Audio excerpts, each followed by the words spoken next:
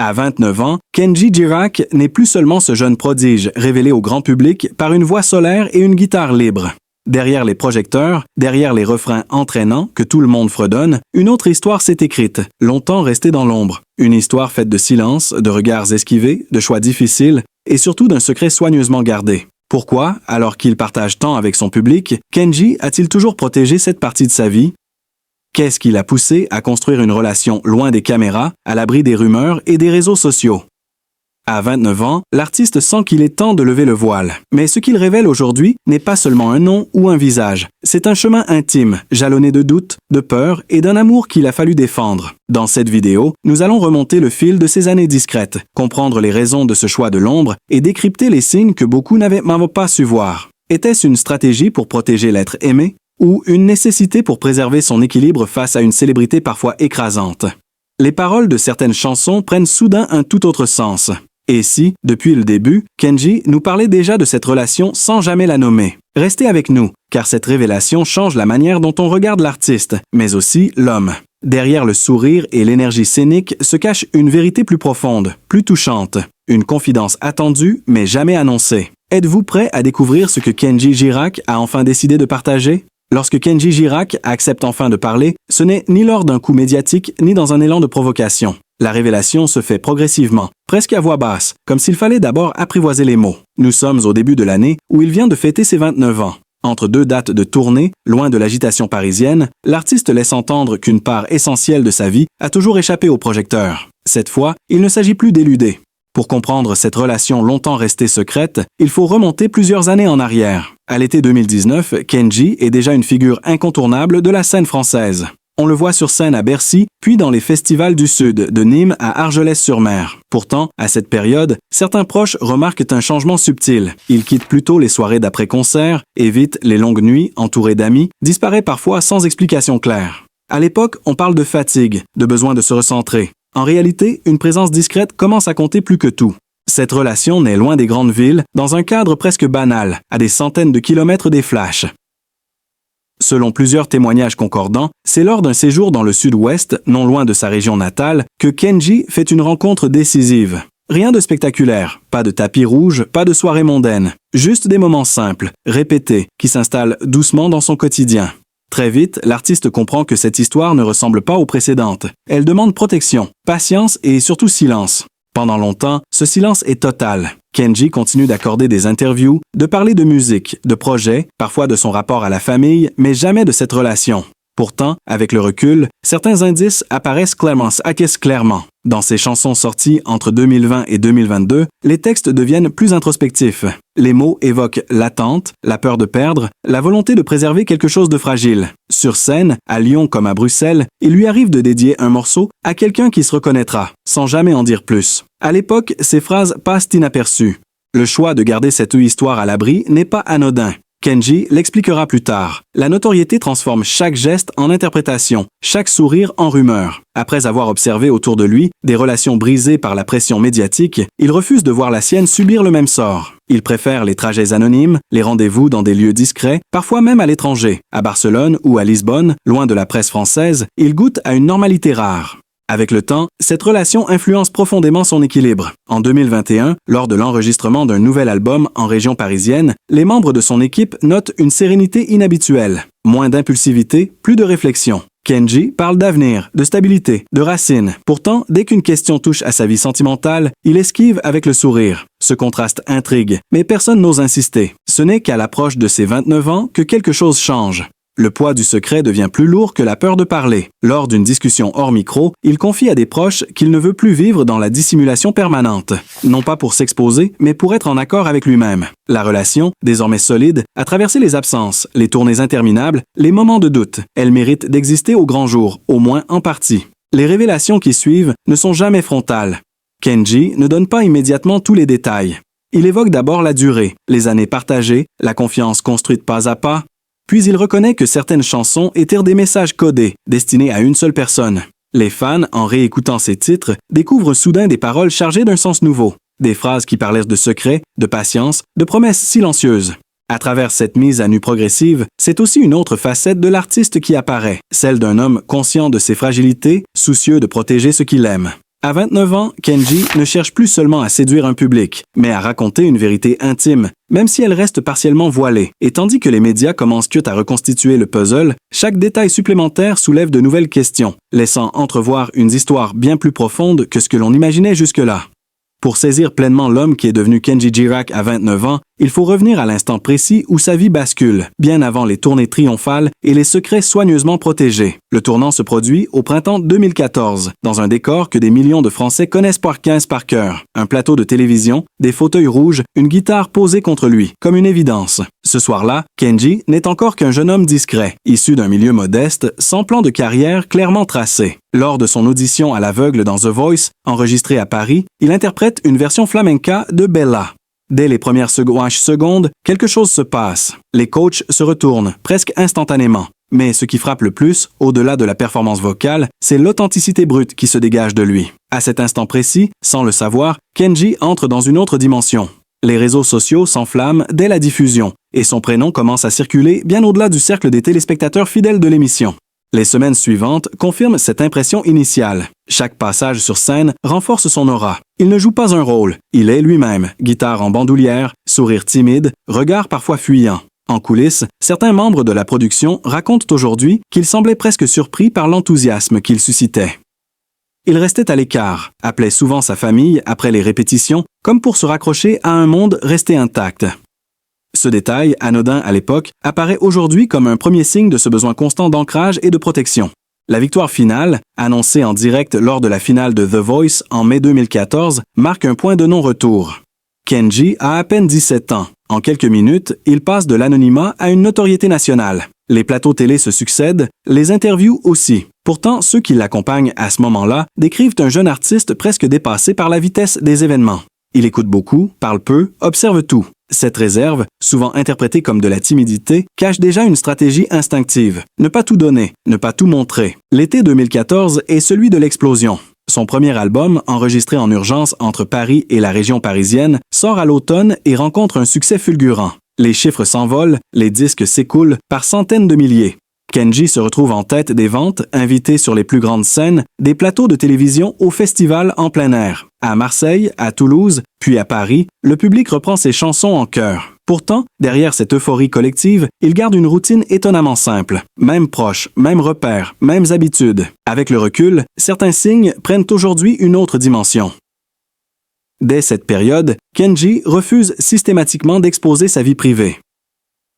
Là où d'autres jeunes artistes partagent tout, il esquive les questions personnelles avec une politesse constante mais ferme. Il parle de musique, de travail, de respect pour sa famille. Jamais de relations amoureuses, jamais de confidences intimes. À l'époque, on met cela sur le compte de son jeune âge. En réalité, ce choix s'inscrit déjà dans une manière très claire de tracer une frontière. Les années 2015 et 2016 consolident son statut. Les tournées s'enchaînent, les salles se remplissent. À Bercy, puis dans de grandes arènes en province, Kenji découvre ce que signifie vraiment le mot « succès ». Les applaudissements sont assourdissants, mais les moments de solitude aussi. Dans les hôtels, entre deux concerts, il compose, écrit, gratte sa guitare jusque tard dans la nuit. Plusieurs chansons de cette époque, aujourd'hui réécoutées avec attention, évoquent déjà la dualité entre lumière et retrait, entre foule et intimité. Ce qui frappe ceux qui l'ont côtoyé durant cette ascension, c'est sa capacité à rester en retrait malgré tout. Il observe le monde du spectacle avec une certaine distance. Il apprend vite, parfois en silence. Les rencontres se multiplient, mais il garde peu de contacts réellement proches. Ce tri naturel, presque instinctif, annonce la manière dont il gérera plus tard sa vie sentimentale, avec prudence, fidélité et discrétion. Au fil des succès, Kenji devient une figure installée du paysage musical français. Pourtant, il ne se laisse jamais enfermer dans un rôle. Il continue d'évoluer, musicalement et personnellement. Chaque étape de sa réussite semble accompagnée d'un mouvement inverse. Plus la lumière est forte, plus il protège ce qui lui est essentiel. Ce paradoxe, longtemps incompris, éclaire aujourd'hui d'un jour nouveau les choix qu'il fera plus tard, lorsque l'amour entrera véritablement dans sa vie, loin des scènes et des projecteurs. Pour comprendre la force tranquille et la retenue presque instinctive de Kenji Girac, il faut remonter bien avant les plateaux télévisés et les salles combles. Jusqu'aux premières années de sa vie, marquées par une réalité que peu connaissaient réellement au moment de son explosion médiatique. Kenji naît le 3 juillet 1996 à Périgueux, en Dordogne, au cœur d'une famille manouche profondément attachée à ses traditions. Son enfance se déroule loin des codes classiques, dans un quotidien fait de déplacements, de solidarité familiale forte, mais aussi de nombreuses contraintes matérielles. Très jeune, Kenji apprend que la stabilité n'est jamais acquise. Les lieux changent, les repères aussi. Il grandit dans un environnement où l'école n'est pas toujours une évidence, non par manque de volonté, mais parce que la vie impose d'autres priorités.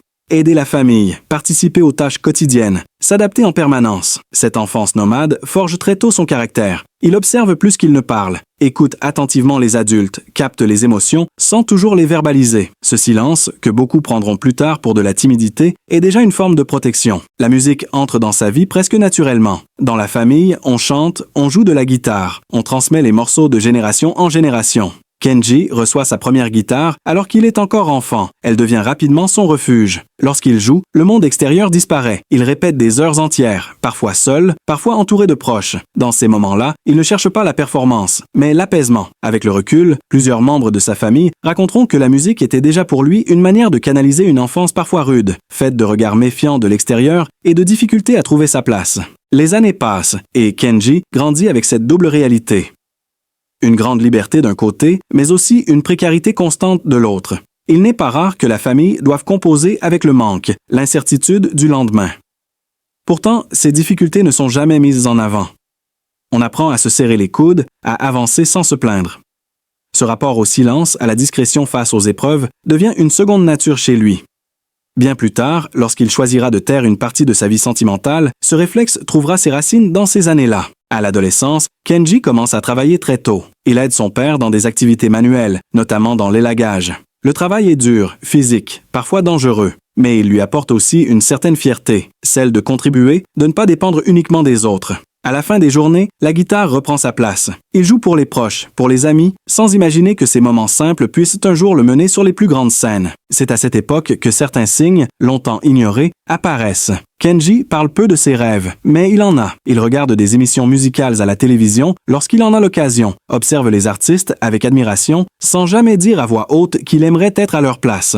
Cette retenue n'est pas un manque d'ambition, mais une peur profonde de décevoir, héritée d'une enfance où l'on apprend à ne pas trop espérer pour éviter les chutes trop brutales. Dans son entourage, on se souvient d'un adolescent discret, respectueux, parfois mélancolique. Il peut être joyeux, rieur, mais aussi soudainement absent, plongé dans ses pensées. Cette alternance entre lumière et retrait se retrouve plus tard dans ses chansons, bien avant que le public ne sache à quel point elles sont autobiographiques. Certaines paroles, écrites des années plus tard, évoquent clairement cette période. Le sentiment d'être différent, la nécessité de se battre sans faire de bruit, l'importance de protéger ce qui compte vraiment. Lorsque Kenji commence à poster des vidéos de lui chantant, bien avant The Voice, c'est presque par jeu. Il ne s'attend pas à l'attention que cela suscite. Mais là encore, il garde ses distances. Pas de mise en scène élaborée, pas de discours personnel. Juste une voix, une guitare, un regard sincère. Ce minimalisme, hérité de son enfance, devient sa signature sans qu'il en ait conscience. Avec le recul, cette enfance difficile éclaire tout le reste. La prudence face à la célébrité, la volonté farouche de préserver sa vie privée, la difficulté à se livrer entièrement en public. Kenji a grandi en apprenant que tout peut disparaître du jour au lendemain. Alors, une fois adulte, il choisira toujours de sécuriser l'essentiel avant de l'exposer. Cette logique silencieuse, forgée dès les premières années, continue d'influencer chacun de ses choix, bien au-delà de la musique et de la scène. Après avoir évoqué l'enfance rude et l'ascension fulgurante, la compréhension de Kenji Girac passe inévitablement par ce qu'il a toujours cherché à préserver le plus farouchement. Sa vie personnelle, son lien avec ses parents et ce nouveau rôle de père qui a profondément redéfini ses priorités. Dans l'intimité, Kenji reste avant tout un fils. Ses parents occupent en pointe une place centrale, presque sacrée, dans sa construction. Ils l'ont accompagné bien avant que la musique ne devienne un métier, à une époque où l'avenir était incertain et les choix rarement simples. Son père, travailleur manuel, lui transmet très tôt le sens de l'effort et de la responsabilité. Sa mère, discrète mais présente, incarne le refuge émotionnel, celle vers qui l'on revient toujours, même lorsque le monde extérieur devient trop bruyant. À plusieurs reprises, lors d'interviews accordées entre 2016 et 2019, Kenji glisse quelques phrases sur sa famille, sans jamais entrer dans les détails. À l'époque, ces mots passent presque inaperçus. Aujourd'hui, ils résonnent différemment. Il parlait déjà d'ancrage, de loyauté, de protection. Malgré la célébrité, Kenji n'a jamais rompu ce lien. Lorsqu'il le peut, il retourne en Dordogne, loin des studios parisiens et des hôtels impersonnels. Là-bas, le rythme est différent. On partage les repas, on parle peu du succès, beaucoup du quotidien. Cette normalité, presque invisible pour le public, agit comme une boussole intérieure. Plusieurs proches racontent qu'il a toujours refusé que ses parents soient exposés médiatiquement, conscient des regards parfois lourds qui accompagnent la notoriété. Ce choix, fait très tôt, annonce déjà la manière dont il gérera plus tard sa propre famille. La question de la vie sentimentale reste longtemps taboue. Pendant des années, Kenji apparaît seul lors des événements publics, sans jamais officialiser une relation. Pourtant, dans l'ombre, une histoire se construit patiemment. C'est au fil du temps que le nom de Soraya Miranda commence à circuler, sans confirmation officielle. Là encore, l'artiste choisit le silence. Non par honte ou par stratégie marketing, mais par fidélité à une vision très personnelle de l'amour. Ce qui est précieux doit être protégé. Ce n'est qu'en 2021 qu'un bouleversement majeur survient et change irrémédiablement son rapport au monde. Cette année-là, Kenji devient père d'une petite fille, Eva Alba. L'annonce est faite avec retenue, presque timidement, confirmant ce que certains soupçonnaient déjà. Aucun étalage, aucune mise en scène, juste quelques mots lourds de sens. Pour ceux qui le connaissent, ce moment marque une rupture claire. Désormais, sa vie ne se pense plus seulement en termes de carrière, mais de transmission.